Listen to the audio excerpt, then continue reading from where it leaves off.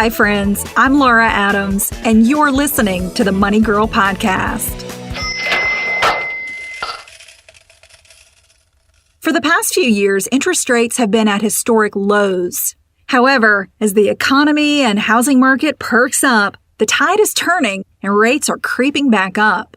As interest rates rise, there are important financial decisions that borrowers need to make. I'll tell you how to save money even as the economy heats up.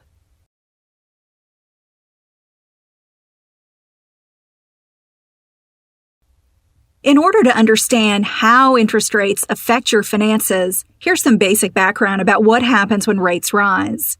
You probably already know that when interest rates go up, the cost to borrow money also increases.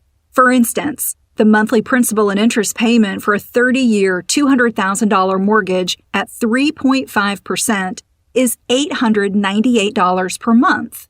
But the same loan costs $1,013 per month if the interest rate goes up to 4.5%.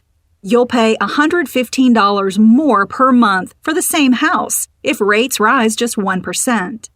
Certainly, no one likes to pay more interest for a home, car, or credit card than they have to. However, the upside to rising interest rates is that banks earn more from borrowers and can pay out more interest to savers.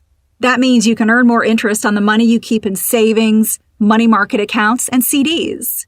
Rising interest rates can also affect equity investments in a positive way. Since corporations form the backbone of the economy, interest rates typically go up when they're doing well. Investors have the opportunity to share in their profits by owning stocks.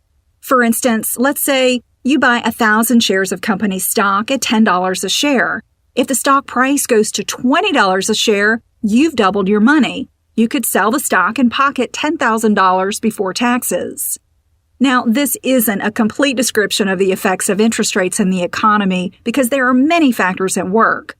But my point is that rising interest rates don't always have a net negative effect on your personal finances. One of the best ways borrowers can deal with rising interest rates is to lock in current rates as quickly as possible. If you're in the market to buy a big-ticket item, like a car or house, try to speed up the process as much as possible. The faster you get approved for a mortgage, home equity loan, or car loan, the better. When mortgage rates are ticking up daily, time is money. With the fixed-rate mortgage, your interest rate and monthly payment can never change. So if you plan to own a home for the long run, consider a fixed-rate loan that keeps your payment low even while interest rates are climbing. However, there's still a place for an adjustable-rate mortgage, or ARM, if you plan to sell the home within a few years or you get really favorable loan terms. Just remember that your interest rate and monthly payments can go up dramatically if you can't sell the property or refinance it down the road. If you already have an adjustable-rate mortgage, review the terms to find out when and by how much your rate can go up. For example, an ARM might allow an interest rate adjustment every 6 months that can exceed 2% per year. Additionally, there are caps on how much your payment amount can go up, such as 7% over the life of the loan. No matter if you have a fixed or variable rate mortgage, always crunch the numbers when interest rates are rising and see if refinancing can save you money. You need to know the total cost to refinance and how much you'll save each year. A typical refinance might cost anywhere from 1 to 5% of your outstanding loan balance. The fees to close a loan vary depending on the lender and the state where you live. Consult with your lender or use a break-even refinance calculator at sites like dinkytown.com and bankrate.com. They can show you how long you'd have to stay in your home to recover all refinancing costs by having a lower monthly payment. For instance, if your closing costs are $3,000 and the deal will save you $300 per month, you'll recoup your cost and break even after 10 months. If you're sure you'll own the home for at least a year, then you should probably refinance. However, one situation where it may not pay to refinance is if you've had your current fixed-rate mortgage for a long time. By refinancing, you restart the amortization process late in your mortgage. This means most of your new payment will be comprised of interest and not paying down the outstanding balance. So, in addition to considering the break-even point of a refinance, consider the total amount of interest you'd have to pay if you refinance and if you don't. If you'd pay the same amount or less interest doing nothing, then it certainly isn't worth the trouble to refinance. What about the effect of rising interest rates on credit cards? Although most credit card rates are tied to an economic index, they've stayed relatively high for some time, even though other rates were low.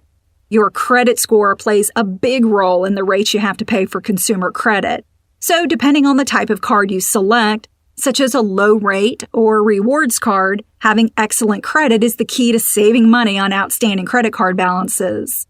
You can learn more about smart strategies to raise your credit score in a free video tutorial I created called the Credit Score Survival Kit. You can view it on my personal blog at smartmovestogrowrich.com. Again, that's the Credit Score Survival Kit. You'll find it at smartmovestogrowrich.com.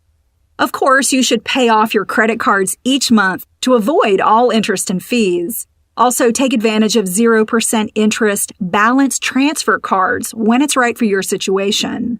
I did a previous podcast called Should You Use a Balance Transfer Credit Card?, which is episode number 146. It'll give you more information about how these offers work and what you need to consider.